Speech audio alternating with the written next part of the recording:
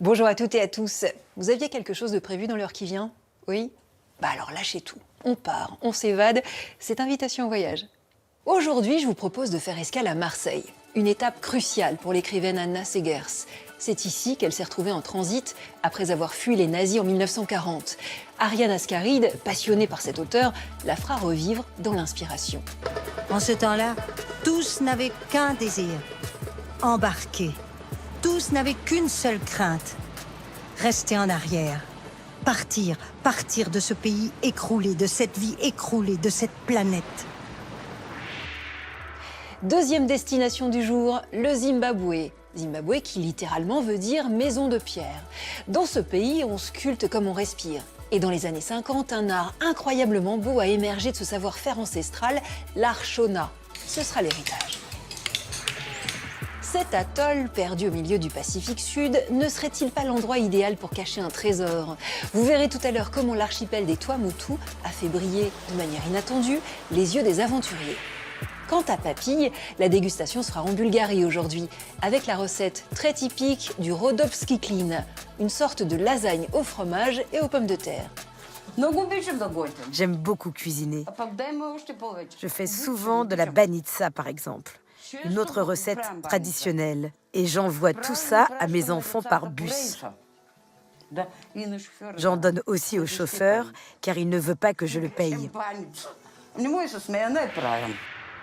Elle aussi nous ouvre l'appétit, c'est la devinette. J'aimerais savoir comment les Lituaniens se sont soulevés contre le régime soviétique. À la fin de la Seconde Guerre mondiale, Staline et ses troupes s'installent durablement en Lituanie, imposant par la force son modèle de société. En 1990, la Lituanie va être la première république soviétique à proclamer son indépendance et les Lituaniens se sont soulevés d'une manière très spécifique. Comment? La réponse, ce sera en fin d'émission. L'écrivaine qui nous amène à Marseille a vu ses livres brûler en Allemagne. Elle y a vu naître le pire avec la Gestapo. Et comme pour beaucoup de réfugiés dans les années 40, Marseille a été autant une source d'espoir qu'une souricière. Racontée par Anna Seghers, c'est l'inspiration.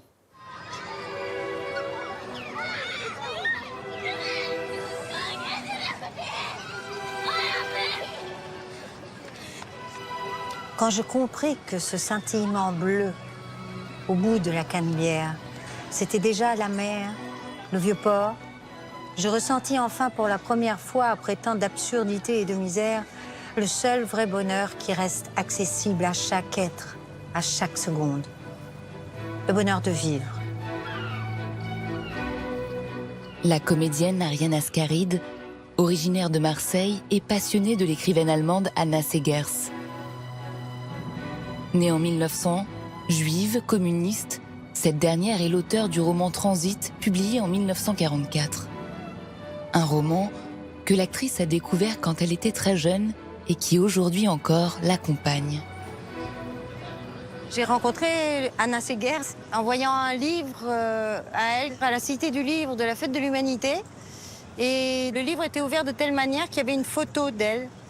Et c'est son visage et son sourire qui m'ont interpellée, interloquée, et j'ai acheté ce livre.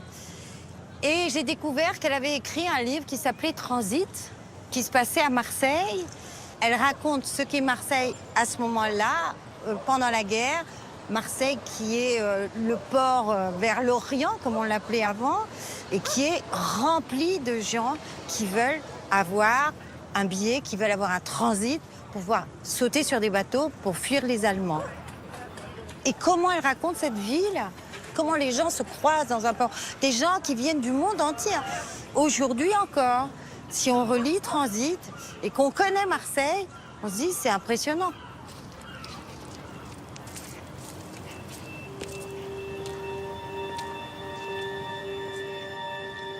Et le point commun entre ces hommes et ces femmes réfugiés à Marseille en 1940, c'est la peur du camp. Celui dont ils se sont échappés. Celui dans lequel ils pourraient finir s'ils étaient pris.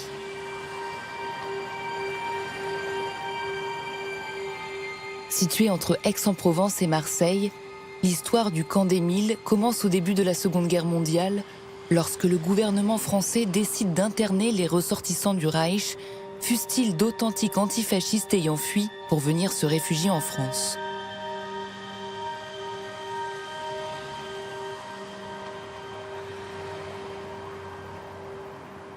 Nous sommes précisément au dernier étage du camp des Milles. Dans les années 39-40, les années d'après-guerre, c'est simplement un camp d'internement. On peut même sortir, de temps en temps, on peut revenir. Mais en 1942, par contre, ce sera un camp tout à fait funeste, ce sera un camp de déportation pour les Juifs. C'est à peu près le décor qu'ont vécu les gens de 1940, c'est l'usine de la briqueterie. Et donc on est dans le dortoir des hommes. Il faut s'imaginer qu'ici, il y a 1500 personnes qui dorment sur la paille, qui sont dans des conditions très précaires. Et parmi elles, il y a justement le mari d'Anna Segers. La Troisième République a décidé que tous les ressortissants allemands sont des suspects. Alors ça, c'est un grand scandale. La Troisième République n'a pas de discrimination. Il y a des anti-nazis comme Max Ernst qui sont parqués ici. Il y a des savants, il y a des médecins, il y a des musiciens. Et il y a aussi effectivement des touristes nazis. Mais tout Allemand est suspect d'être un ennemi de l'intérieur. Anna Segers, à cette époque-là, va commencer d'écrire Transit. Elle est en errance à Marseille. Et ce qui est très curieux et très passionnant, c'est que c'est une dame de grande discrétion. C'est-à-dire qu'elle a une grande détresse, une grande souffrance. Elle est avec ses enfants. Son mari est donc enfermé au camp des Milles. Mais ce dont elle va parler, c'est pas d'elle. C'est de la situation des réfugiés, des gens qui sont à l'intérieur de Marseille, qui sont eux aussi dans une grande angoisse. Mais elle s'efface, elle ne parle pas d'elle. Ce qui est fort, justement, dans le livre d'Anna Segers, c'est qu'on reste dans l'indétermination. Elle sait très bien un petit peu ce que va devenir le nazisme, puisqu'elle l'a connu directement. Mais on est encore en 1940, on ne sait pas encore exactement ce que c'est que la Shoah. Et donc, on est dans cette espèce de no man's land. Ça va basculer terriblement, mais la frontière n'est pas encore franchie. Et c'est en quoi je pense que son roman est capital, parce qu'il traduit très précisément le mélange d'incertitude, d'angoisse et d'ironie qui est le lot des gens qui sont réfugiés à Marseille.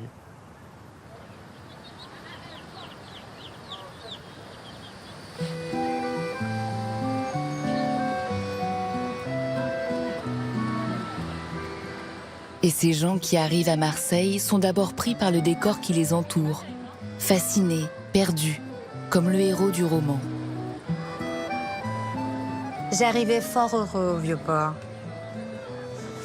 Les vergues des barques rayaient les façades nues de très vieilles maisons, comme aujourd'hui. Le soleil se couchait derrière le fort de Saint-Nicolas.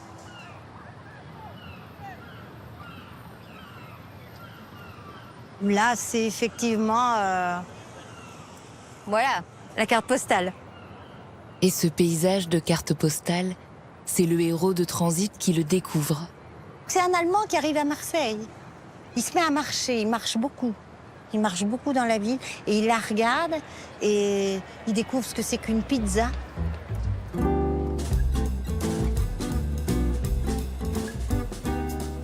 Je m'étonnais encore à ce moment-là que la pizza n'ait pas un goût de sucre, mais de poivre, d'olive et d'anchois.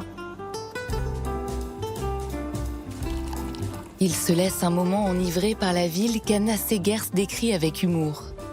Méfiez-vous du rosé. Comme on le voit, on le boit. Un sirop de framboise. Vous devenez incroyablement gai. Comme tout est facile à supporter. Comme tout est facile à exprimer.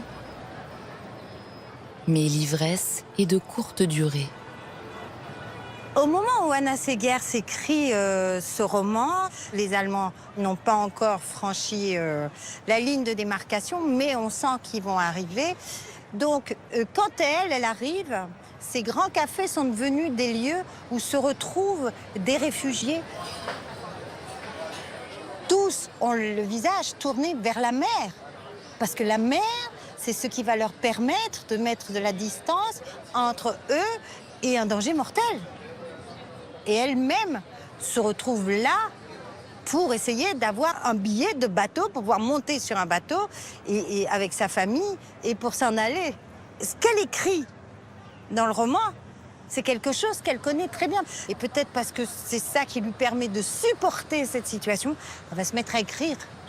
Et elle va se mettre à écrire l'histoire d'un homme qui n'a pas de nom au demeurant, qui va prendre l'identité de quelqu'un d'autre, un réfugié, quelqu'un qui fuit, qui est dans l'exode. Mais le personnage central, c'est cette ville. Et cette ville, d'ailleurs, c'est une drôle de ville, cette ville, quoi. C'est une ville-monde. C'est une ville qui a une identité profonde. et qui est faite déjà, avant qu'arrivent tous ces réfugiés, elle est déjà faite de mixité.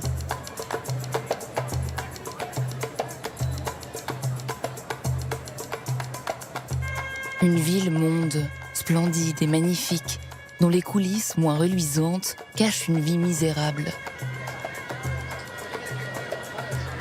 Le cours Belzin, ça a toujours été, en tout cas depuis que je suis née, moi, un endroit dans Marseille qui a toujours été habité par une population immigrée. Et c'est dans ce quartier que Anna Segers plante son décor. Il y a des tas de petites rues ici, la rue de la Baignoire, ou la rue des Dominicaines, des rues où il y avait des hôtels plus que miteux. Quand on est un immigré, quand on est là à chercher comment pouvoir survivre et qu'on n'a pas beaucoup d'argent, on va aller dans ces hôtels-là. Lui, il est dans une toute petite chambre, mais ses voisins, ça change tout le temps. Ils sont remplacés par des gens, il y a des paquets, il y a des ballots, il y a des valises. Il y a des hôtels comme ça dans le monde entier. Le monde entier, Allemands anti-nazis, républicains espagnols, hongrois, polonais, juifs, apatrides, écrivains, artistes, comprimés dans un tout petit périmètre. C'est ici, quelques rues qui donnent sur le cours Belzin. De là, elle va descendre la Canebière, le Vieux-Port, et le Vieux-Port, au-dessus de la mairie. Si on regarde bien, jamais elle ne part de Notre-Dame de la Garde. Jamais elle va de l'autre côté du port. Et elle remonte la Canebière pour aller au Réformé, parce qu'il y a là le consulaire mexicain. Car pour pouvoir partir, il faut ce précieux sésame, le visa, qu'on obtient auprès du consulat après de nombreuses et rudes batailles, souvent kafkaïennes et pas toujours gagnantes. Il avait déjà eu un contrat. Grâce à ce contrat, un visa. Grâce à ce visa, le transit. Mais l'obtention du visa de sortie avait tellement traîné que le transit n'était plus valable. Et à cause du transit, le visa, et à cause du visa, le contrat.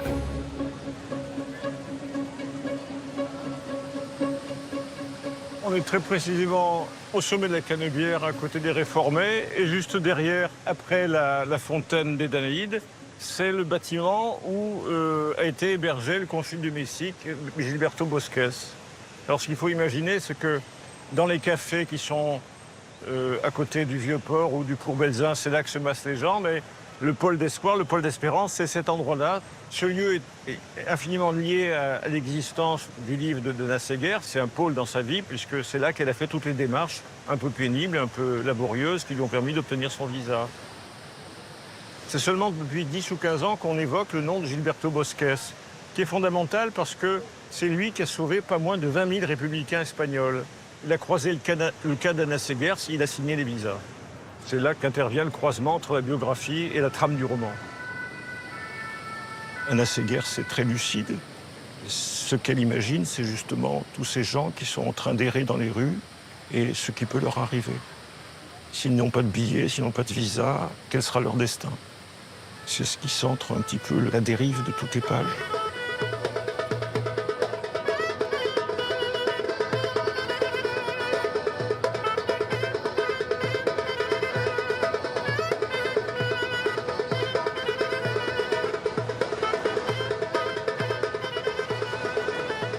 En ce temps-là, tous n'avaient qu'un désir, embarquer. Tous n'avaient qu'une seule crainte, rester en arrière. Partir, partir de ce pays écroulé, de cette vie écroulée, de cette planète.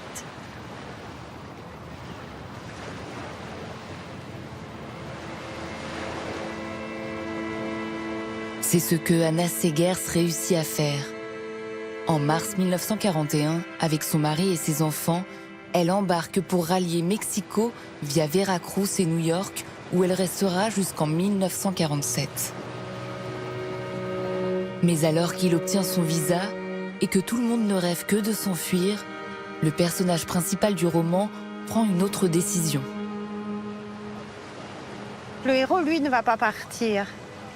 Et on peut peut-être se poser la question de qu'est-ce qu'il devient, qu'est-ce qu'il va devenir, qu'est-ce qu'il représente. Et je me dis peut-être qu'il est celui qu'on peut croiser dans les rues, encore aujourd'hui, celui qui n'a pas de nom, un éternel migrant. C'est ça un très grand écrivain, c'est qu'il a cette capacité d'universalité. Pour moi, Anna Seghers, c'est ça.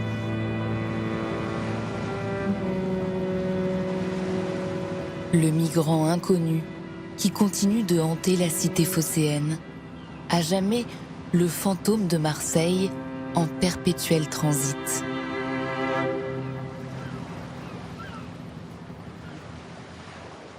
Pas très loin de Marseille se trouve le château d'If, l'Alcatraz marseillais. C'est le clin d'œil de Thomas Chauvineau. C'est un peu l'Alcatraz des Calanques, le château d'If sur l'île du même nom. Son plus célèbre occupant est un personnage fictif, une star de la littérature, le comte de Monte Cristo, le héros de Dumas. Son plus célèbre occupant réel est sûrement le comte de Mirabeau. Avant d'être un révolutionnaire surnommé l'orateur du peuple, il est un jeune noble foufou, couvert de dettes et en délicatesse avec la justice. Il passe donc quelque temps derrière les barreaux. Il ne le sait pas, mais sa prison doit son existence à un rhinocéros. Nous sommes en 1516. Le jeune roi, François Ier, arrive à Marseille, tout content de Marignan où il vient de gagner sa première grande bataille de monarque. Et à Marseille, on ne parle que de lui. Pas du roi, mais du rhinocéros. Celui qui vient de débarquer sur l'île d'If. Bien qu'il ne l'ait jamais vu, Dürer l'a dessiné avec une carapace digne d'un guerrier. Il l'a fait à partir d'un croquis et d'une description. « Oh, je suis choqué !» disent les chèvres, qui jusqu'à présent étaient les seuls à vivre sur ce caillou. Ce rhinocéros est un cadeau fait au roi du Portugal par un sultan en Inde, mais le roi du Portugal se lasse vite de la bestiole et l'offre à son tour au pape. Sur le chemin, entre Lisbonne et Rome, le rhino fait halte à Marseille, le voici sur l'île d'If. Quand il entend cette histoire, évidemment, François Ier fait comme tout le monde. Il veut voir la bête. Un rhinocéros en Europe, c'est aussi rare qu'une semaine des 4 jeudis. Le roi lui fait quelques « gousi-gousi » « Oh, arrête, t'es con !» Mais le fin stratège qu'il est se rend surtout compte que cette île serait l'endroit idéal pour construire un fort qui défendrait Marseille. Il sait que Charles Quint est là en embuscade et que les remparts de la ville ne suffiront pas. Ni une, ni deux, il ordonne la construction d'une tour de défense. Clairvoyant, le François. Avec cette tour, Charles Quint n'osera pas attaquer Marseille par la mer, et après avoir servi de système défensif, elle servira de prison du XVIe au début du XXe siècle. Et le rhino, me direz-vous, il n'a jamais vu le Saint-Père. Il trouve la mort quelque part entre Marseille et Rome après le naufrage du bateau qui le convoyait. La légende veut que sa dépouille aurait été découverte puis empaillée pour être quand même offerte au pape. Elle serait toujours, aujourd'hui, quelque part, dans les caves du Vatican. Tout ce que j'ai besoin de savoir sur l'Afrique, je le trouve dans ces sculptures. C'est Picasso qui aurait dit ça. Eh bien justement, voilà une sculpture Shona qu'on nous a gentiment rapportée d'Afrique australe. Un héritage plus ancien que la naissance du Zimbabwe actuel et qui nous en dit beaucoup sur ce pays, regardez. La maison de pierre, telle est la signification de Zimbabwe en langue Shona. Le Zimbabwe, un pays où les pierres parlent et où les hommes dialoguent avec elles depuis toujours. Ce qui nous inspire quand on réalise une sculpture, c'est la pierre elle-même. La pierre nous parle, et nous parlons à la pierre. Il existe une communication spirituelle entre l'artiste et la pierre. Les Shona, ethnie majoritaire du Zimbabwe, ont fait surgir de la roche leurs rêves, leurs visions et leur mythologie.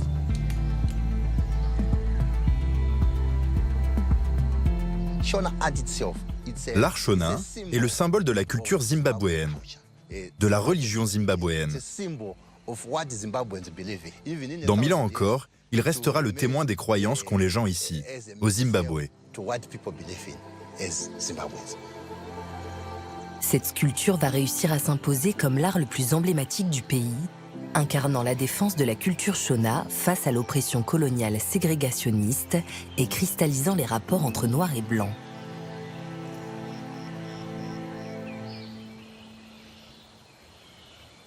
Entièrement formé de hautes terres, le Zimbabwe est traversé du nord au sud par une curiosité géologique, le Great Dyke, une immense faille faisant affleurer de nombreux types de roches.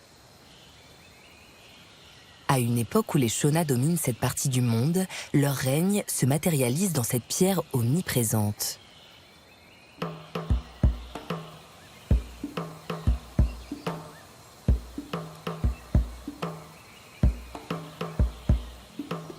Site royal et religieux, à l'architecture unique édifiée entre le XIe et le XIVe siècle, le Great Zimbabwe est le berceau ancestral de la sculpture Shona.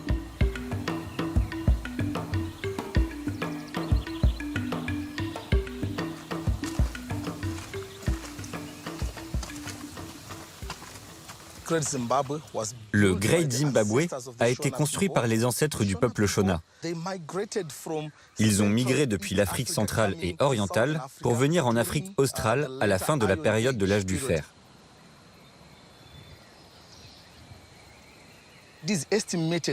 On estime qu'environ 18 000 personnes vivaient ici.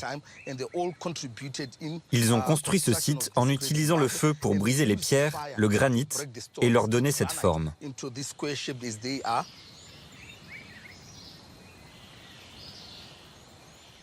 Il y a eu de nombreuses controverses pour déterminer qui avait construit ce site. Certains faisaient remonter le site à la reine de Saba. D'autres pensaient que c'était les Phéniciens. Et à l'époque coloniale, notre régime a même essayé de modifier l'histoire en faisant croire qu'il avait été construit par les Blancs.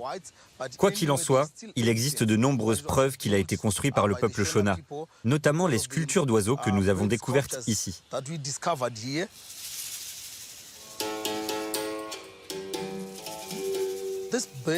Ces oiseaux ressemblent au totem Shona et sont un symbole sacré pour leur religion. Ce peuple croyait que ces oiseaux étaient des messagers du Créateur, qu'on appelle Moari. C'est pourquoi ils ont sculpté ces oiseaux dans la stéatite.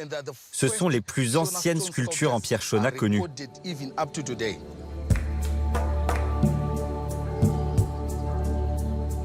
À la fin du XIXe siècle, le magnat du diamant Cecil Rhodes met la main sur l'actuel Zimbabwe. Au nom de l'Empire britannique, il finance la colonisation de ces terres qui prennent le nom de Rhodésie du Sud et en exploite les richesses, minières notamment. Dans les années 30, un régime ségrégationniste est officiellement instauré au profit de la minorité blanche qui s'approprie les terres les plus fertiles. Avec les premiers colons, sont arrivés les premiers missionnaires. Afin de propager la foi chrétienne, ils s'établissent dans des régions reculées, créent des hôpitaux et des écoles.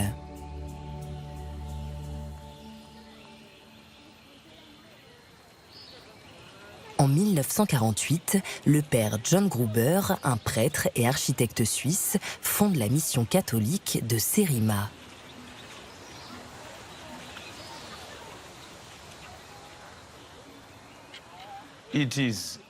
Lorsqu'ils se rendaient sur les terres de mission, les missionnaires avaient pour habitude d'apprendre les langues, les cultures des gens, afin de pouvoir interagir avec eux et de les attirer vers la foi chrétienne.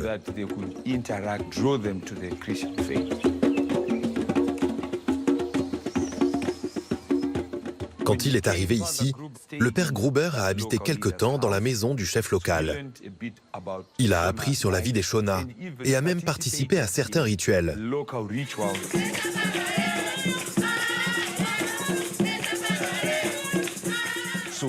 Il est peu à peu devenu partie intégrante de la vie des habitants de Serima.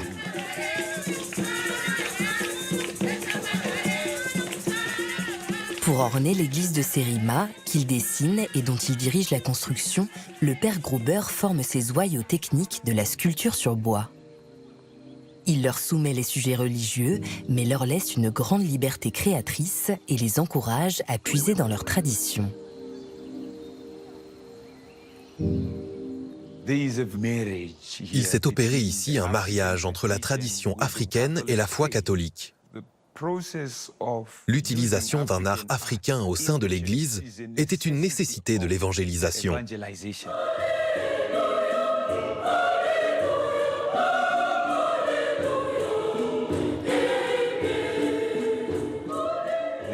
Les gens ne se seraient pas attachés ainsi à la foi si elle était restée exclusivement occidentale. et si elles s'étaient débarrassées de ce qui avait de la valeur à leurs yeux. Le père indiquait ce qu'il fallait faire, mais en même temps, il laissait aux gens la possibilité d'exprimer les enseignements de la foi à leur manière, de façon africaine.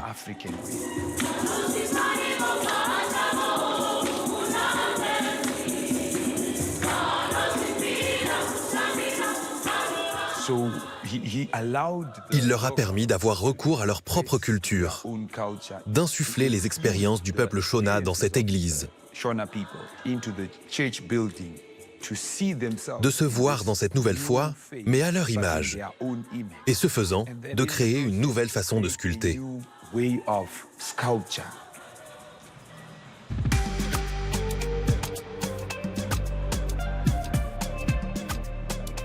En 1957, à Harare, capitale du pays, alors nommée Salisbury, ouvre la National Gallery, institution destinée à l'exposition d'artistes blancs. Les autorités rhodésiennes font toutefois une erreur de casting au moment de choisir un directeur pour ce musée. Frank McEwen, artiste britannique, ami de Picasso, Matisse et Brancusi, est dès son arrivée frappé par le talent des artistes noirs qu'il rencontre. Il se met à l'écoute de la culture Shona, voyage dans le pays, se familiarise avec ses croyances. Il est rejoint par certains des sculpteurs de la mission de Serima et crée dans la National Gallery un atelier de sculpture sur pierre. Il y incite les participants à chercher l'inspiration dans leur mythologie.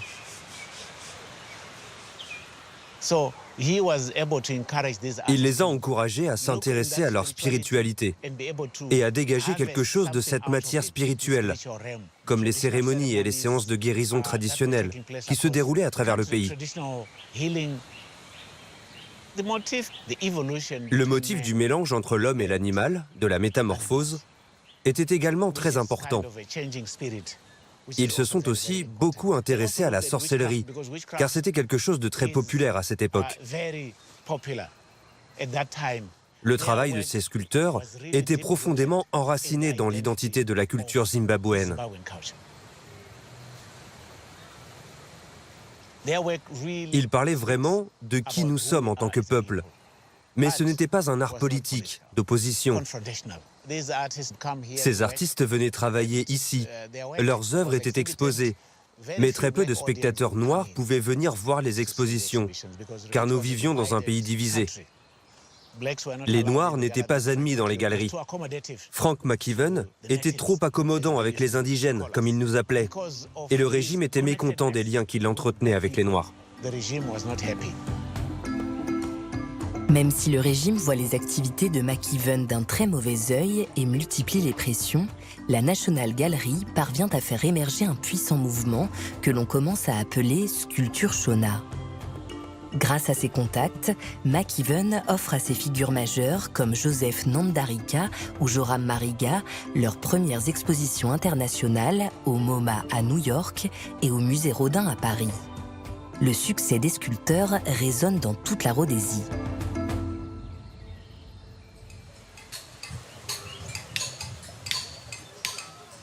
En 1966, Tom Blomfield, un fermier blanc, est touché de plein fouet par l'embargo sanctionnant la politique raciale du gouvernement. Passionné d'art et possédant un gisement de pierre sur ses terres, il décide de fonder une communauté de sculpteurs qu'il baptise Tengenenge. Il y convie quiconque veut s'essayer à cet art.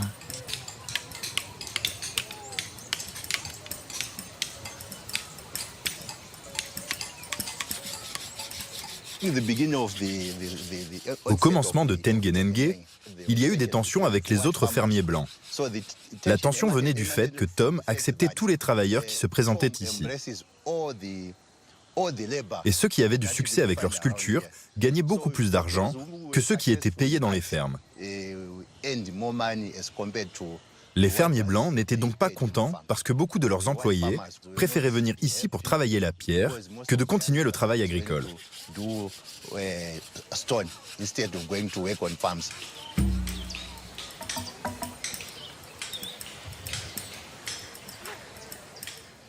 Et les artistes pouvaient acheter des voitures, des motos, alors que jusque-là, seuls les fermiers blancs pouvaient s'acheter ce genre de choses.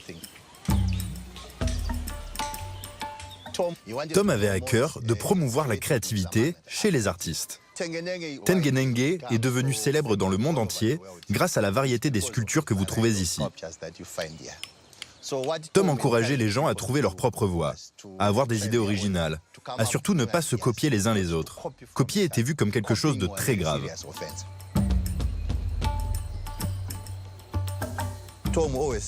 Tom disait toujours que l'art était la seule chose que Dieu nous avait donnée pour créer ce que l'on pensait être bon pour nous. C'est ça l'art Shona, c'est la liberté. Malgré les sanctions internationales prises contre la Rhodésie, les sculpteurs de Tengenenge font eux aussi parler d'eux dans le monde entier. Un succès qui enfle encore après l'indépendance du pays, acquise en 1980. Les collectionneurs s'arrachent à sculpture Shona et nombre d'œuvres majeures quittent le Zimbabwe. Pionnier de la promotion de ce mouvement, le galeriste Roy Guthrie a fondé à Harare le parc de Shapungu, un lieu qui abrite la plus importante collection permanente de sculptures Shona du pays.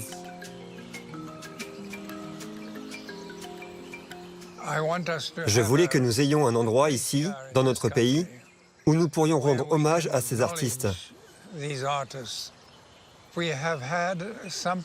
Je pense qu'il s'est passé quelque chose de tout à fait unique ici et qu'il faut le sauvegarder.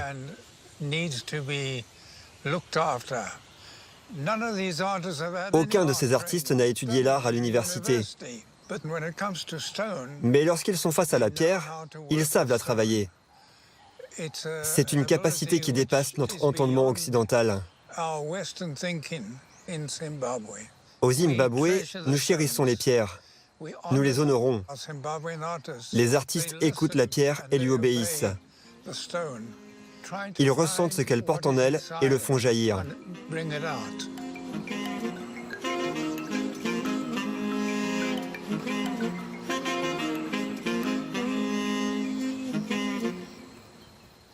Papilles maintenant. Alors vous pouvez défaire un cran de votre ceinture, notre recette du jour est généreuse. C'est souvent le cas de la cuisine bulgare d'ailleurs. La preuve avec Vanche.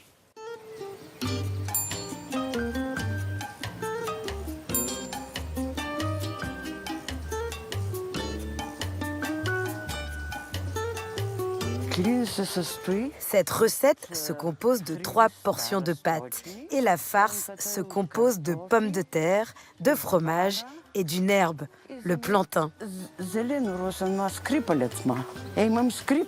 J'en ai à la maison. Elle est séchée. On cuit tout ça dans un moule qu'on a au préalable bien graissé.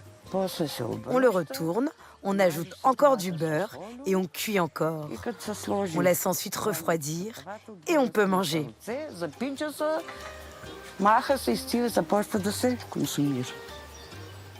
Voilà du beurre, Oui, de la farine, oui, du sel et de l'huile.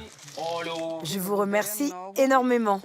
Je vais préparer un clean, car nous avons de merveilleux invités aujourd'hui au village de Drianovo.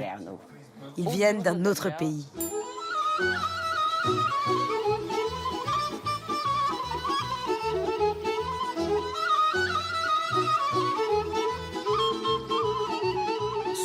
Pour commencer, j'ai là des pommes de terre déjà cuites. Il faut attendre qu'elles refroidissent et tu les râpes. Ensuite, je coupe du fromage et je l'émiette sur les pommes de terre. Nous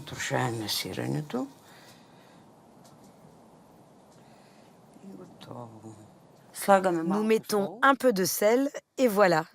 J'ajoute tout ça à la même préparation que j'ai déjà faite.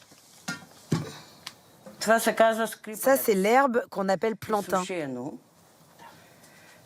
Elle est séchée après l'avoir cueillie. On la lave et on la fait sécher.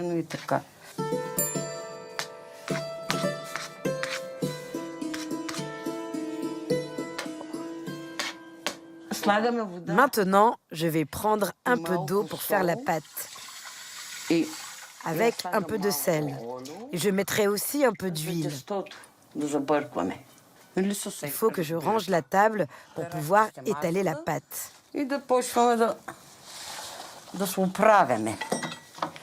Je graisse le moule dans lequel cuira le clean. Voilà, comme ça, pour que ce soit bien grassouillé. Maintenant, on verse de la farine. On fait un petit puits et on commence à mélanger. Je dose la quantité à l'œil. Il faut que la pâte soit moelleuse et pas trop dure pour que je puisse facilement l'étaler. Oh, j'en ai fait tellement des pâtes.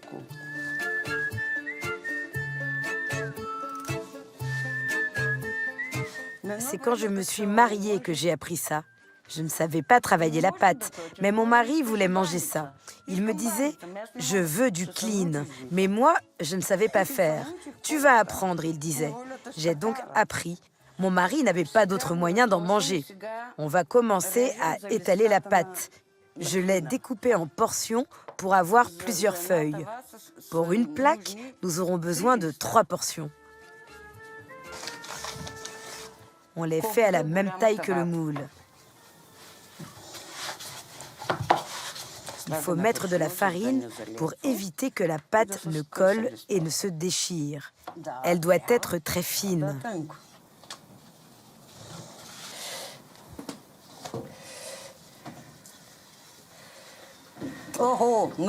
J'aime beaucoup cuisiner. Je fais souvent de la banitsa, par exemple, une autre recette traditionnelle. Et j'envoie tout ça à mes enfants par bus. J'en donne aussi au chauffeur, car il ne veut pas que je le paye.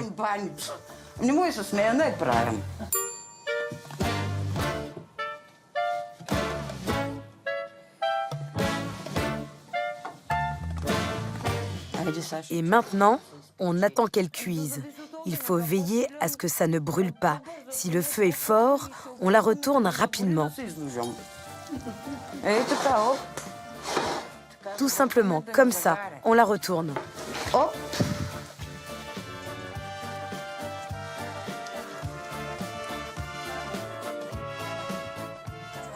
C'est délicieux, c'est une des meilleures recettes de la région. Oui, je suis très contente. Je suis sûre que vous allez revenir.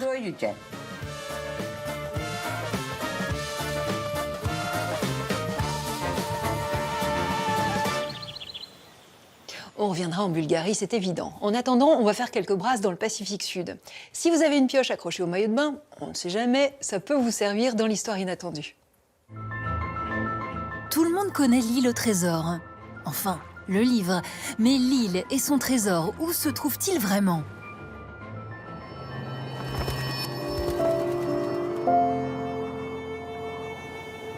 Au ras de l'eau, l'archipel des Tuamotu, en Polynésie française, se fait discrète, perdue dans le plus grand océan du monde. Peut-être l'endroit idéal pour cacher ce qu'on a de plus précieux. Frédéric Torenté, anthropologue à la Maison des sciences de l'homme du Pacifique, nous raconte le rêve de fortune d'un commerçant sans le sou. L'histoire commence en 1913 avec un certain Charles Edward Hobbs, qui est un Irlandais qui vit en Australie à l'époque et qui vient s'installer à Tahiti dans un but précis, c'est de chercher un fameux trésor donc au Tuamotu. Ao en est persuadé, il y a un trésor au Tuamotu. Il le tient de sources sûres. Un compatriote irlandais lui a dévoilé juste avant de mourir un incroyable secret. En 1859, au Pérou, dans le tumulte d'une guerre civile, avec 3 autres comparses, il a imaginé le casse du siècle. Les 4 mercenaires vont convaincre les autorités de l'église de Pisco que ce trésor risque d'être volé, donc ils se proposent de le déplacer et de l'amener au nord de la côte péruvienne. Mais en route, ils vont massacrer les gens de l'église. Et ils vont décider donc de mettre le cap sur les Tuamotus pour cacher ce trésor afin de le récupérer plus tard. Le trésor, une fois caché sur une île, les malfrats continuent leur route vers l'Australie. 2 y sont tués par des aborigènes et les 2 autres font de la prison. Un seul survit, celui qui se confie à Charles Edward Howe. Sur son lit de mort, l'Irlandais va lui expliquer qu'ils ont caché un trésor dans une île des Tuamotu, un atoll. Il n'a pas le nom de l'île, mais il va lui donner une carte de façon à retrouver cette île-là. De l'or, des diamants, des richesses incas sont là quelque part sous le sable. Avec sa carte et son récit, l'Irlandais convainc des notables de financer son expédition contre une part du butin. Après plusieurs jours de voyage, la goélette de Howe touche au but. Sa carte et des indices le mènent vers l'atoll de Pinaki, dans l'archipel des Tuamotu. Ils vont partir, donc repérer les endroits, notamment sur les indications du pirate, il y avait une piscine en forme de poire. Bon, du coup, ils trouvent l'endroit et ils vont commencer à faire des tranchées un peu partout. Mais chaque fois qu'ils creusent, malheureusement, le sable va recouvrir le trou et ils ont peu de moyens. Donc ils arrivent vite, au bout de 3 jours, 4 jours, à être découragés et l'expédition va être un échec total. Charles Edward Howe ne renonce pas pour autant. Il repart à la recherche de généreux mécènes, et cela prend du temps. Mais ce trésor vaut sûrement tous ses efforts.